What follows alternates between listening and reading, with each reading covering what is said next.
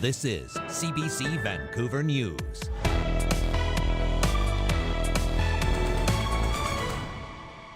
The case of a man accused of killing a teenage bystander in a shooting in Vancouver has ended in mistrial. Plus, some say we should balance the books now, but this would mean making cuts or increasing fees. 41% of small business owners have not yet decided who to vote for.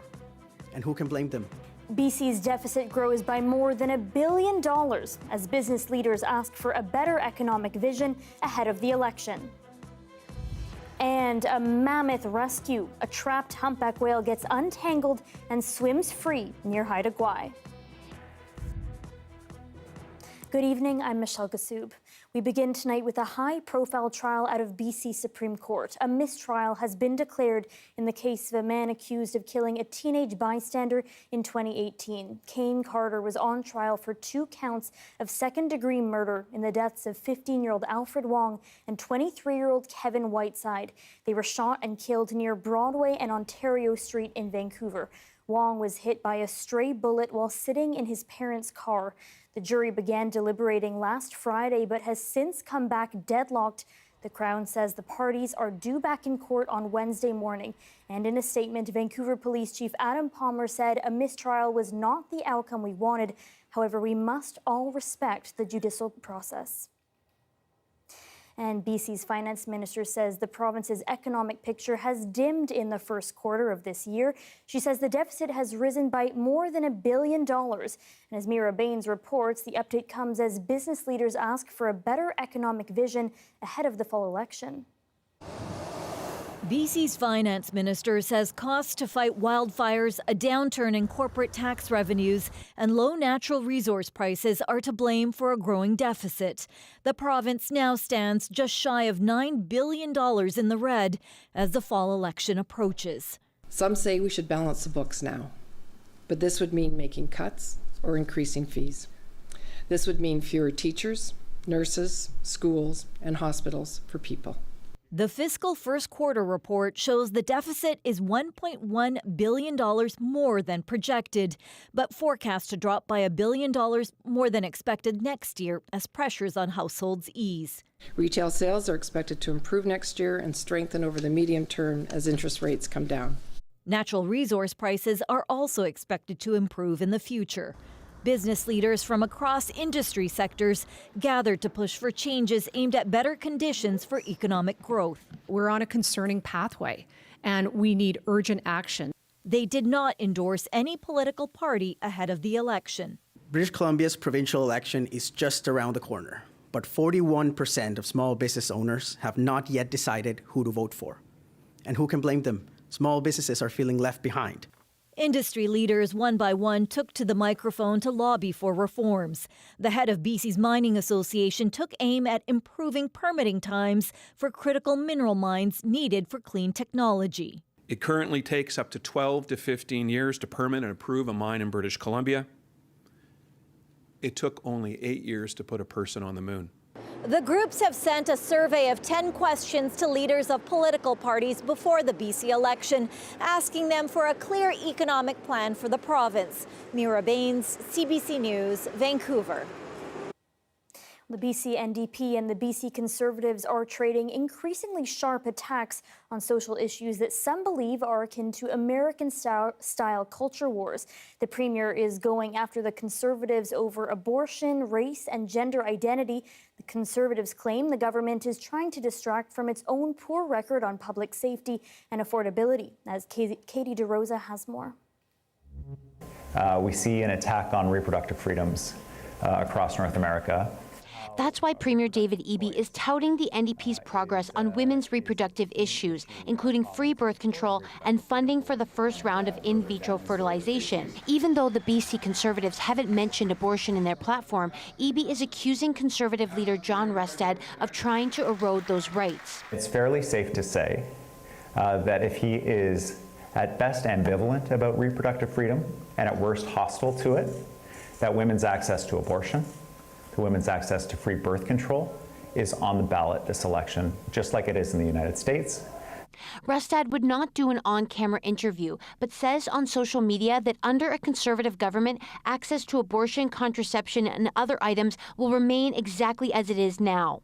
Eby has accused the BC Conservatives of welcoming in candidates who are anti-abortion and have offensive views about LGBTQ and Indigenous people. The candidates put forward by the BC Conservatives are advancing a hateful agenda. In a social media post from 2020, Brian Breget, the Conservative candidate for Vancouver-Langara, suggested that Indigenous people don't necessarily have a higher incarceration rate because of systemic discrimination, but rather they commit more crimes, like Black people in the U.S. Breget declined to comment on camera. However, he did address his tweet in an online video, speaking with fellow Conservative candidate Chris Sankey, who is Indigenous. This tweet is like 4 years old. I never tweeted, my intention wasn't to be racist or offensive. Breget says Indigenous and Black people suffer from decades of discrimination, and what he calls the woke left do not care about the underlying issues. NDP candidates have also accused Tim Tillman, the BC Conservative candidate for Victoria Beacon Hill, of a bigoted attack on racialized New Democrat MLAs. Tillman criticized the NDP's gender and diversity policy, writing, "Unlike the NDP, our candidates secure their nomination on the basis of their individual merits, not their skin color or identity markers." NDP MLA Aman Singh says it's an example of Trump-style politics meant to divide people. The NDP party policy states that if a departing MLA is a man, they must be replaced by a woman or an equity-seeking candidate.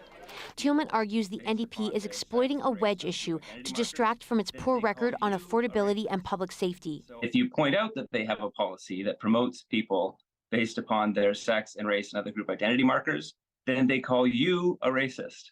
BC Green Party MLA Adam Olsen says he's concerned by the increasingly polarized political discourse between the NDP and the BC Conservatives. The extreme right and the extreme left exist in a political narrative. Most people in the province find themselves somewhere in between those. And I think what both political parties are trying to achieve is getting people to fear the other. Olsen says it only serves to distract from the major issues facing British Columbians, like healthcare and housing. Katie DeRosa, CBC News, Victoria. The province says it is adding more spaces to its $10 a day childcare program beginning next month. As Michelle Morton reports, advocates say it's a good step, but wait lists are still growing. Rachel Tuttle says she's lucky to have her 2 children in $10 a day childcare. It takes a huge amount of weight off because you can spend time thinking about other things that you want to think about for your future and for your children, for your family, without that added burden of worrying about the money piece. Before, she says she was paying more than $2,000 a month for her 2 children. Now, she pays less than a quarter of that. This has allowed us to stay in the home that we want to stay in, to afford the rent that we need to afford, for me to be able to go back to work comfortably. In 2021, the federal government earmarked $3.2 billion for BC to expand access to the program to help parents like Tuttle. The province says it will add 5,000 additional spots by spring 2026, with each child enrolled saving families approximately $920 a month on average. Some advocates say this is welcome news, but feel a more massive expansion is needed. We have about 15,000 10-a-day spaces, which is about 10% of all the childcare, licensed childcare, and that's only going to increase up to 20,000 by 2026. For parents currently looking for $10 a day daycare, Gregson says it's likely the waitlist is closed because it's just so long that operators are no longer taking names. We need to attract back the educators who are qualified but left the sector for other better paying careers. So once we get that wage grid, which the provinces have committed to in their action plans with the federal government, then that will make a difference and really allow the sector to start building. The province says childcare providers can apply to join the $10 a day Childcare BC program during the month of October. Michelle Morton, CBC News, Vancouver. The Union for BC Ferry Workers says nearly 80% of staff at Hello Ferries have voted to unionize. Hello Ferry CEO Alistair Caddick tells CBC News he was supportive of the move. BC Ferry and Marine Workers Union says a pending collective agreement might include key issues like job stability, wages, and support for career advancement. Hello Ferries launched their services in 2023 and employs just over 80 people and connects foot passengers between the Lower Mainland and Nanaimo. An evacuation order and alerts for the Cocomin wildfire in the Baines Lake area near Cranbrook have now been rescinded. As of 12:30 today, the order for 14 properties and the alert for 38 properties are no longer in effect. This comes after East Kootenay officials expanded that evacuation order earlier this morning. As of 8:30 this morning, BC Wildfire Service says the fire is being held. Evacuation orders are not taken lightly, and I'm just so grateful to everyone yesterday for leaving when they were asked to, for cooperating quickly, for getting the information that they needed. And it's always a wonderful feeling to be able to let people go home, but more than that, there were no lives lost. Everyone was able to return home safely, and so it really is a very positive outcome to what could have been a really scary situation yesterday for everyone in that area. There are currently 25 BC wildfire personnel who are working alongside local fire departments to tackle that blaze. The wildfire has been wrapped in hose lay and water is being used to suppress it. You don't want to miss this next video of a mammoth rescue as a trapped humpback whale was untangled near Haida Gwaii. An official with Fisheries and Oceans Canada who found the whale spoke with CBC Radio West host Sarah Penton. Tell us about this humpback whale. How was it first discovered? We were heading back to Prince Rupert and we got a call of this poor entangled humpback in the middle of Hecate Strait. And we saw this poor whale and we approached. There were lines everywhere, floats everywhere, and just a real sad situation. And it had wraps around the head tight. The animal couldn't even open its mouth. It had ropes through the mouth.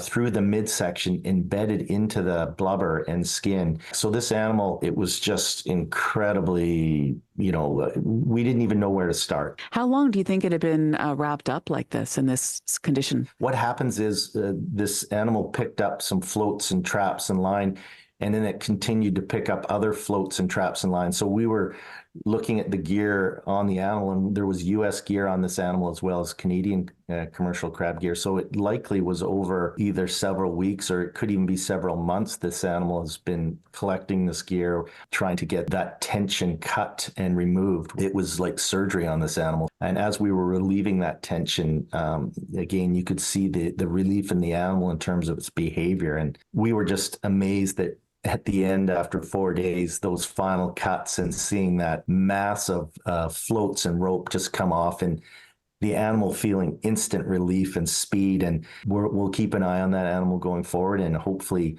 all is well. Coming up, the presidential debate south of the border and what Americans living here thought as Harris and Trump went toe-to-toe. That's next.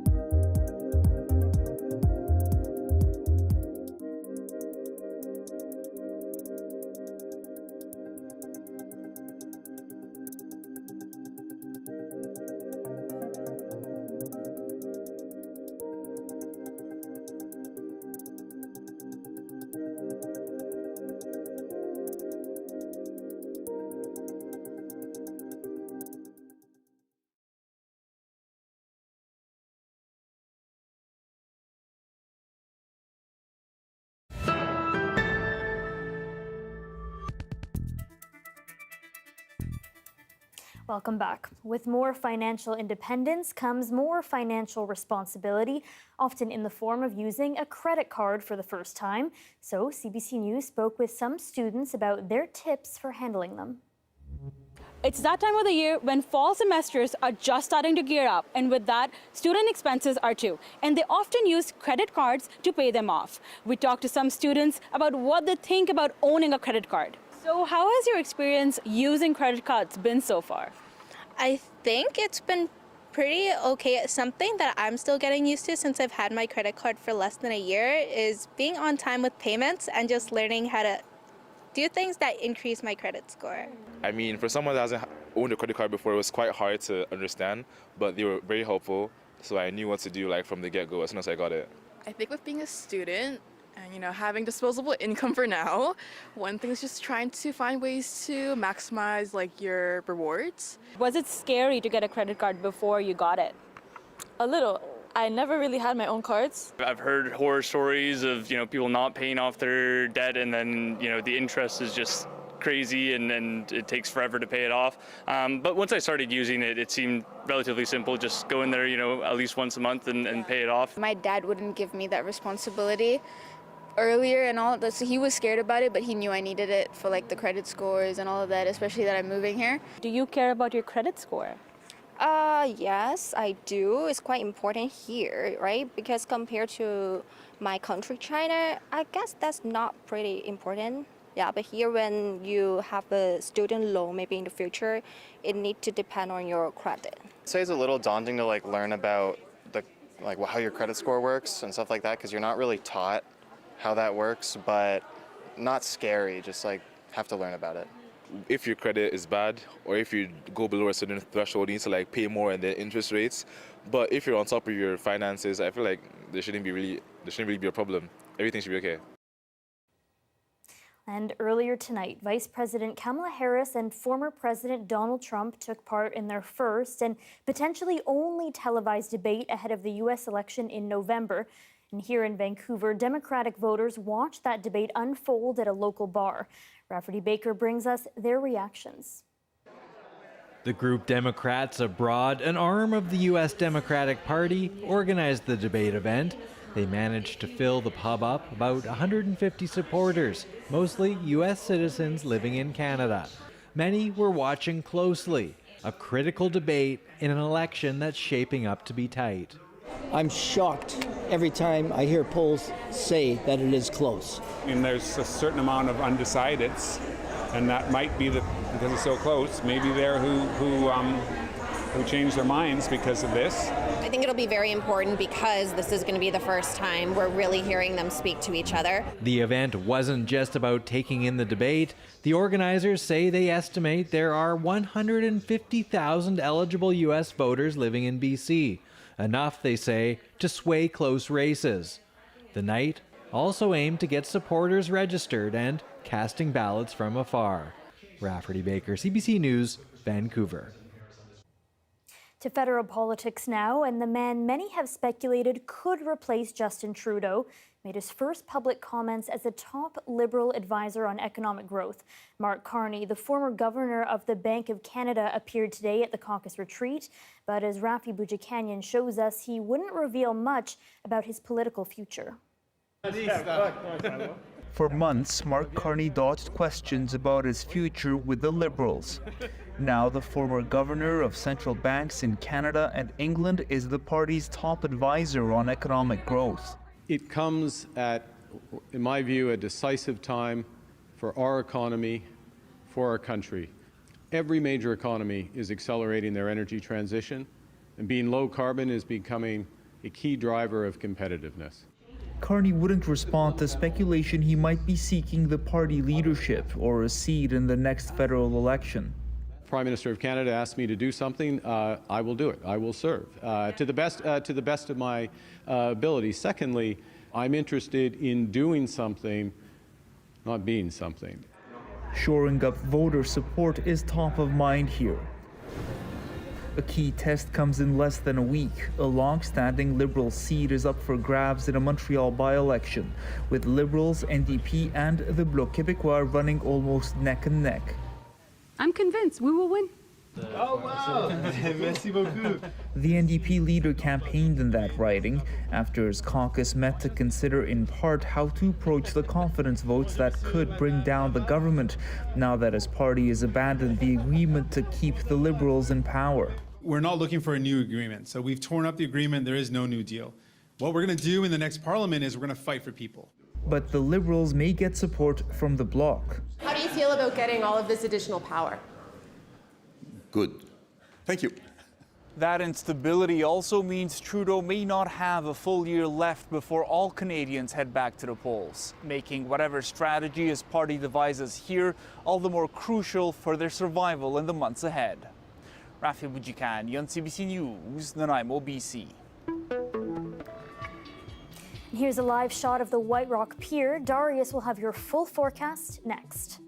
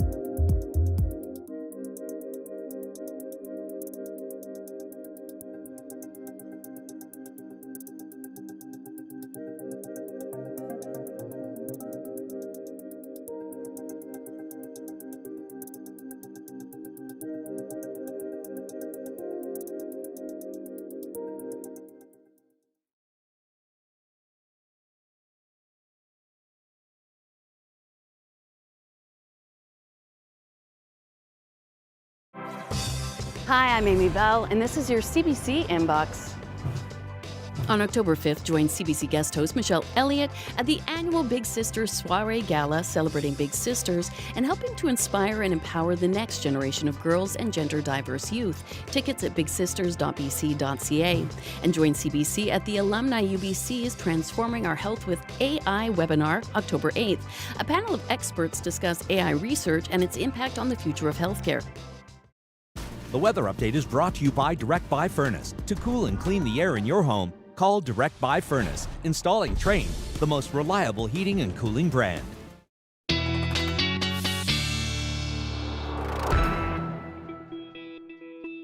And Darius Maravi joins us now for a look at the forecast. Darius, some more fall conditions on the way, and I know you're very sad about that.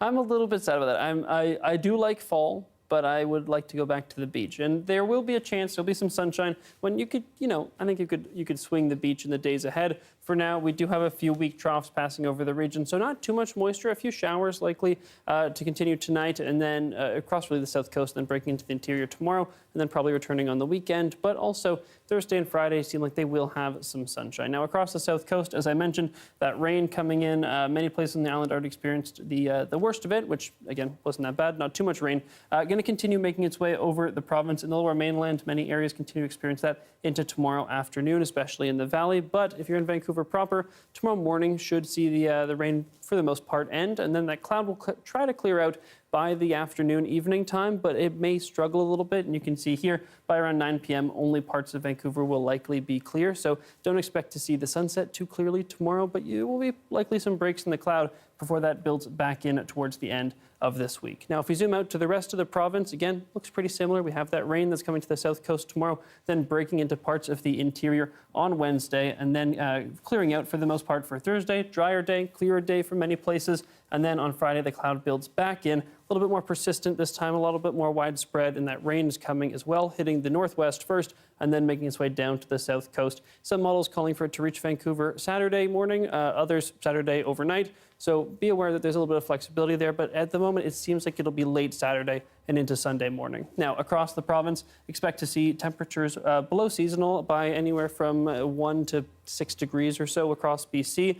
Those temperatures are a lot cooler, a lot more fall-like, as we mentioned. And then tomorrow, expect to see quite a bit of precipitation across the south, but not very consistent, really just showers coming in and out. And here in Vancouver, our forecast is, again, a little bit variable. We have that those few drier days, Thursday and Friday, the end of this week.